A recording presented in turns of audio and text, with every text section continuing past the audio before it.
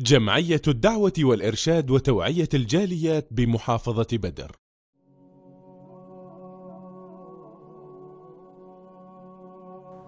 بسم الله الرحمن الرحيم الحمد لله رب العالمين وصلى الله على نبينا محمد وعلى آله وصحبه أجمعين।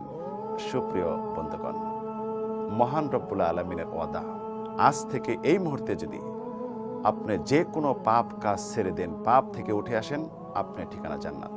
মানুষ পাপ করতেই পারে, শয়তান পিছে লেগে আছে। মানুষের মন পাপের দিকে ধাবিত করে আদিষ্ট হয়। ইন্নান নাফসালা আম্মারাতুম বিসু ইল্লা মা রাহিমা রাব্বি। মানুষের আত্মা পাপের দিকে ধাবিত হতেই পারে, কিন্তু আল্লাহ রাব্বুল আলামিন যার প্রতি রহম করছেন এটা ভিন্ন কথা। আপনি যে কোনো পাপ করেন না কেন, পাহাড় পরিমাণ যদি গুনাহ হয়ে যায়, যদি তা পরিত্যাগ করেন, আল্লাহ রাব্বুল আলামিন যে ওয়াদা দিয়েছেন জান্নাত, এর প্রমাণ ওয়া আম্মা মান খাফা মাকামা রাব্বিহি ওয়া নাহান নাফসা আনিল হাওয়া ফা ইন্নাল জান্নাতা হিয়াল মাওয়া। যারা মহান রব্বুল আলামিনের সম্মুখে দণ্ডায়মান হওয়াকে ভয় করে, নিজের নাফসকে, কুপ্রবৃত্তিকে দমন করে, তাদের ঠিকানা হলো জান্নাত। আপনি যদি পাপ কাজগুলি ছেড়ে দেন, পাপ কাজের পরিবর্তে মহান রব্বুল আলামিন সওয়াব দিয়ে পূর্ণ করে দিবেন। ইল্লা মান তাবা ওয়া আমানা ওয়া আমিলা সালিহান ফাউলাইকা ইউবাদদিলুল্লাহু সাইয়্যাতিহিম হাসানাত।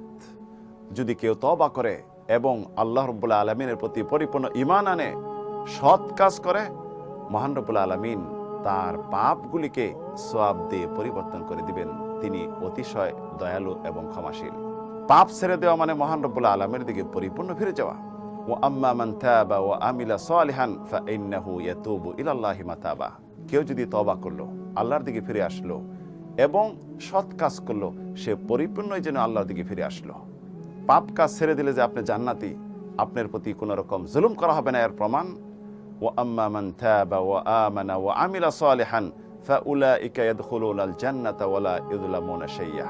কেউ যদি তওবা করে, ঈমান আনে এবং সৎকর্ম করে, আল্লাহ রাব্বুল আলামিন তাকে জান্নাতে প্রবেশ করাবেন, তার প্রতি কোনো জুলুম করা হবে না।